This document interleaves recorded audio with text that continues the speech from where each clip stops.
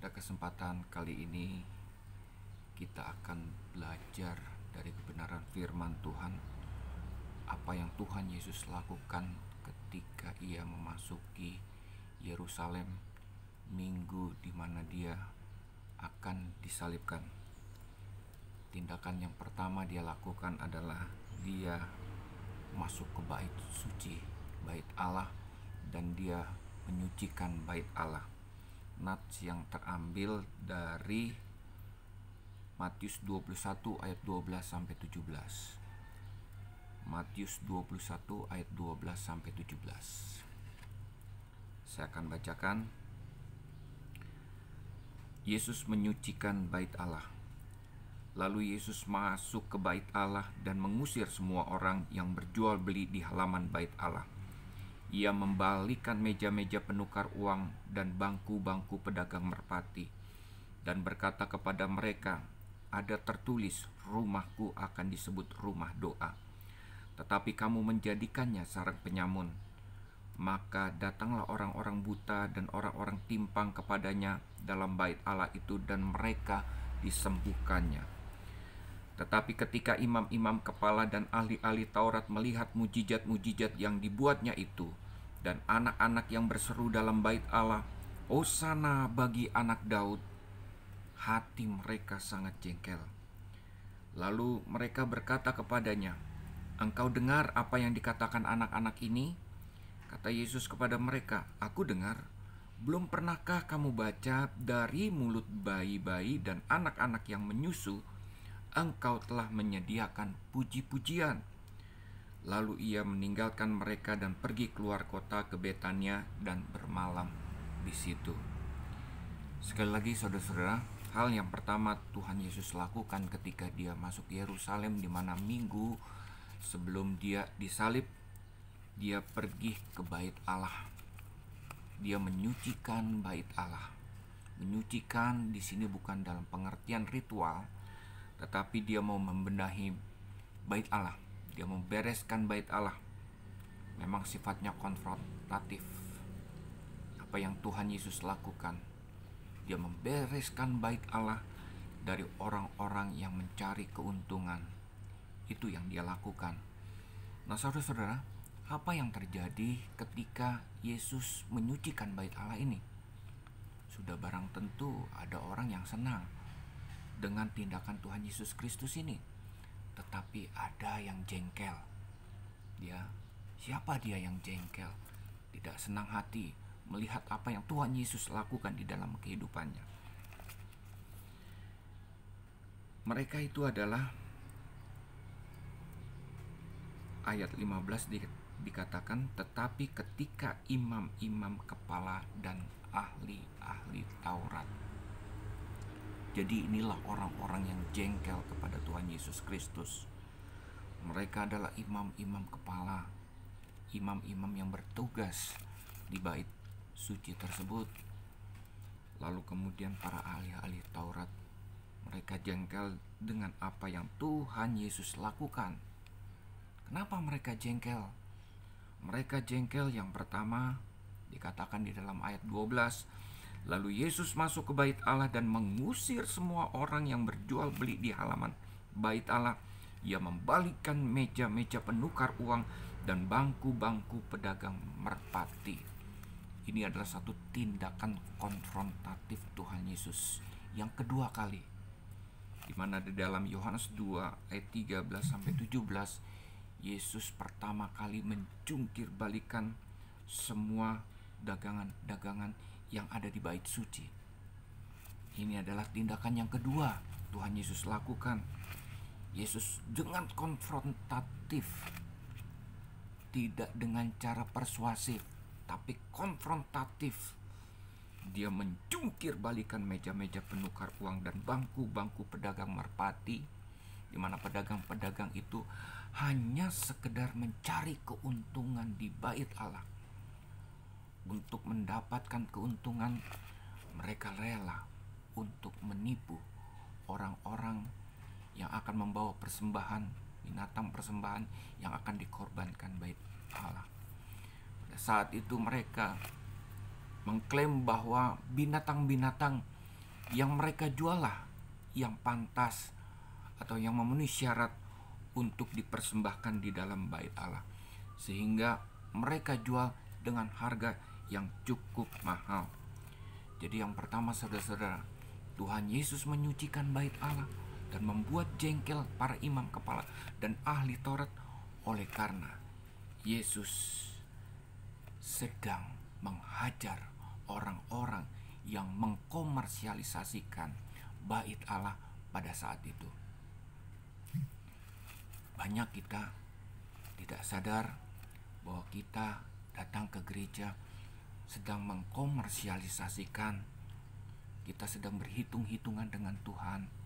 Mungkin kita tidak seperti pedagang merpati yang mengkomersialisasikan jualannya untuk mencari keuntungan sebanyak-banyaknya, tetapi kita sedang bernegosiasi dengan Tuhan. Ketika kita membawa persembahan kepada Tuhan dengan harapan persembahan, baik itu persembahan biasa, persembahan persepuluhan, atau persembahan sulung, supaya ketika kita melakukan atau membawa persembahan itu, maka Tuhan memberkati kehidupan kita dengan 30, 60, atau 100 kali ganda. Atau ketika kita membawa persembahan persepuluhan, kita seolah-olah sedang menutupi kepemilikan kita dari binatang pelahap. Tuhan tidak pernah berhitung-hitungan dengan kita. Kalaupun Dia memberi, itu bukan karena apa yang kita lakukan di dalam kehidupan kita. Ini adalah anugerah dalam kehidupan kita. Ketika kita menikmati berkat-berkat Tuhan, berilah hatimu, berilah dengan segenap hatimu, hidupmu kepada Tuhan. Bukan hanya sekedar persembahan biasa, persembahan persepuluhan atau persembahan sulung. Tuhan menginginkan hati kita untuk dibawa ke bait Allah. Hati yang memuji, hati yang menyembah Tuhan, hati yang bersyukur kepada Tuhan. Itulah yang Tuhan inginkan di dalam kehidupan kita. Nah, saudara-saudara, Tuhan mau rumahnya ini dijadikan rumah doa, ya.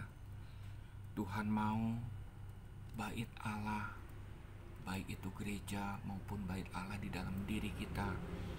Tuhan menginginkan rumah Dia adalah rumah untuk berdoa, berdoa kepadanya, memuji, menyembah Tuhan, untuk bersekutu dengan Tuhan, untuk mendengarkan kehendak Tuhan, untuk menyampaikan syafaat-syafaat kita kepada Tuhan.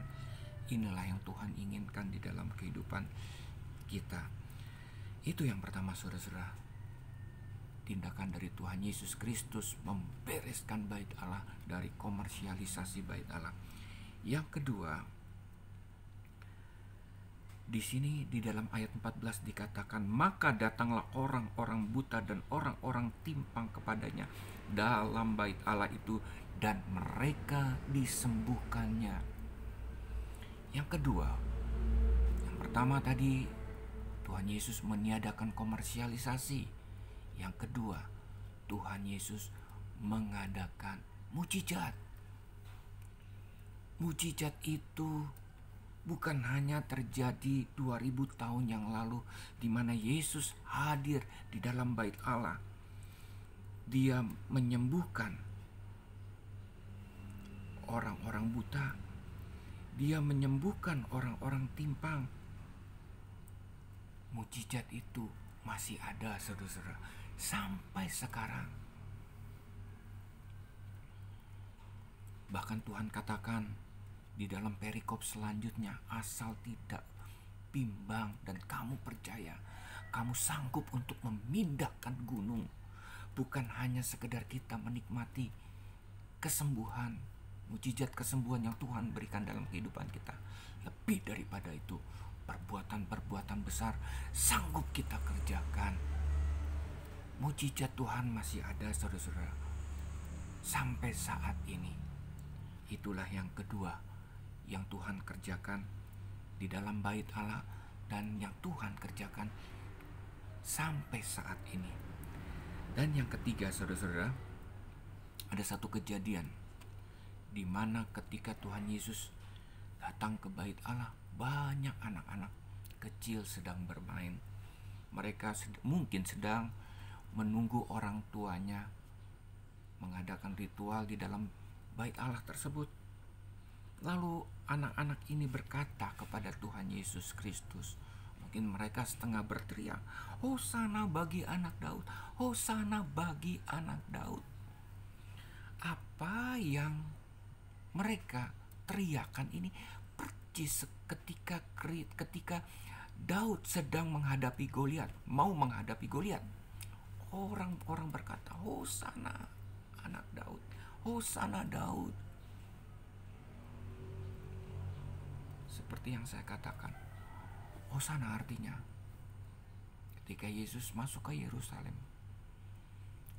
pada peristiwa Minggu Palm, orang banyak berkata, "Hosana bagi anak Daud." Saudara-saudara, ini artinya pengharapan di dalam Tuhan untuk menyelamatkan mereka. Dan anak-anak kecil lakukan berteriak, "Hosana bagi anak Daud." Saudara-saudara, mereka melihat apa yang orang dewasa lakukan pada saat itu, dan mereka meniru. Sehingga imam-imam ahli-ahli Taurat merasa bahwa apa yang dilakukan oleh anak-anak kecil itu adalah satu tindakan yang mengejek Tuhan Yesus Kristus. Lihat tuh, anak-anak mengejek engkau untuk mereka mengharapkan keselamatan yang datangnya daripadamu. Jadi menurut versinya imam-imam Taurat, ahli-ahli Taurat dan para imam, mereka merasa bahwa anak-anak kecil itu sedang mengejek Tuhan Yesus Kristus. Saudara, Yesus menjawab apa yang diasumsikan oleh ahli-ahli Taurat itu, para imam. Maka kata Yesus kepada mereka, "Aku dengar, belum pernahkah kamu baca? Dari mulut-mulut bayi dan anak-anak yang menyusu, engkau telah menyediakan puji-pujian." Yesus mengutip Mazmur 8 ayat 3.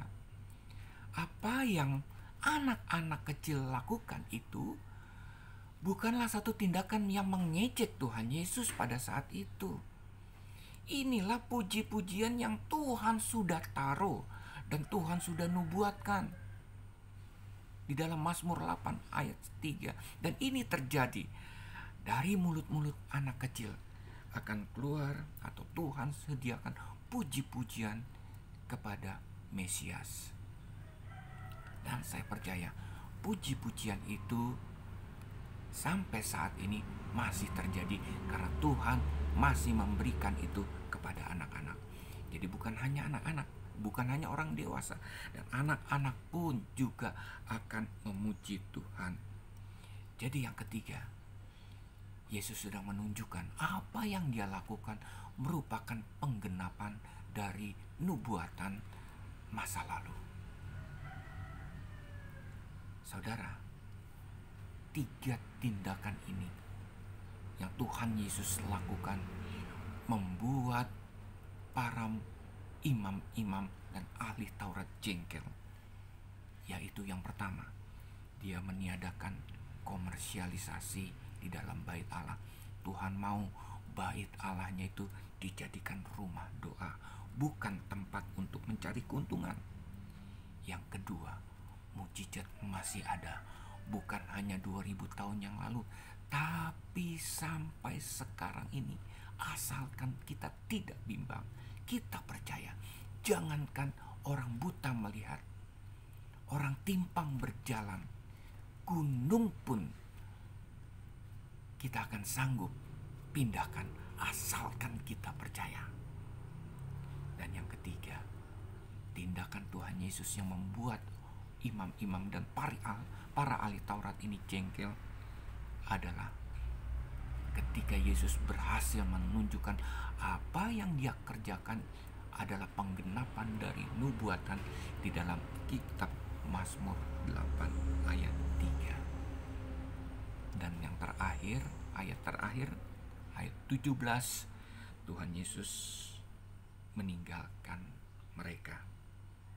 Ia pergi keluar kota ke Betania dan bermalam di situ. Tuhan Yesus meninggalkan mereka.